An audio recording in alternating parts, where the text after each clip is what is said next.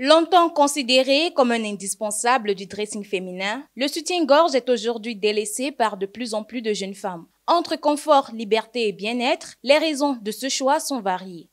D'abord, je n'ai pas l'habitude d'en mettre parce que sans, je suis plus à l'aise.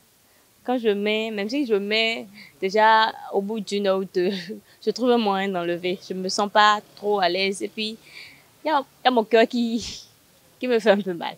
Les filles ne portent plus de soutien-gorge parce que c'est plus nécessaire. En tout cas, moi, je ne porte plus. Parce qu'il y en a qui ont de petits seins qui n'en ont pas besoin. Même celles qui ont de gros seins aussi ne portent plus souvent. Que ça donne des cancers de seins, c'est pour ça qu'ils évitent. Et aussi pour leur bien-être corporel, pour avoir de l'air, quoi. Je ne porte pas les soutiens-gorge parce que je n'arrive pas à trouver ma taille et puis je ne me sens pas à l'aise dedans. Moi, personnellement, ça me dérange quand je mets ça et puis je manque de souffle. Et je pense aussi que le soutien-gorge, c'est pour les femmes, celles qui ont déjà eu des enfants, et celles qui ont accouché et puis les sont déjà tombées. Mais cette tendance est-elle sans impact sur la santé? Le docteur Vodou Huechimon, gynécologue obstétricien de profession, nous éclaire sur les avantages et les inconvénients du port du soutien-gorge. Le soutien-gorge permet aux femmes qui ont un volume important d'éviter les désagréments liés à la pression qu'exercent les seins sur le dos. En fait, les femmes qui ont un volume de seins très important sont souvent sujettes à des douleurs dans le dos parce que les seins sont tirés vers le bas et du fait de la gravité, cela agit sur la colonne vertébrale et ce qui est responsable des douleurs dans le dos. Donc, chez ces femmes-là, les femmes qui ont un volume de seins très important, donc les bonnets élevés, il est important qu'elles utilisent des soutiens-gorge pour pouvoir prévenir ces douleurs dans le dos. Il faut que la taille du soutien soit adaptée au volume des seins de la femme.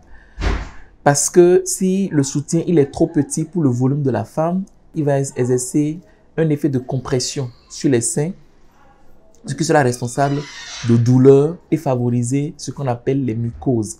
Les mycoses des plis, c'est-à-dire les infections dues aux champignons qu'on retrouve chez les plis situés en dessous des seins de certaines femmes. Lorsqu'on fait le choix d'utiliser des soutiens-gorge, il faut utiliser des soutiens-gorge dont la taille du bonnet est adaptée au volume du sein.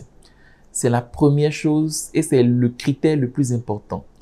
La deuxième chose, c'est d'éviter autant que possible les soutiens-gorge avec des bourratifs. La troisième chose, c'est d'éviter les soutiens-gorge avec des dispositifs de fer au niveau des liens de suspension parce que cela entraîne des douleurs au niveau de la peau de la poitrine. À la question de savoir si le port du soutien-gorge participe au développement mammaire, le spécialiste de la santé féminine répond par la négation. Le port ou non du soutien-gorge n'a absolument aucun impact sur le développement mammaire des femmes. Absolument aucun.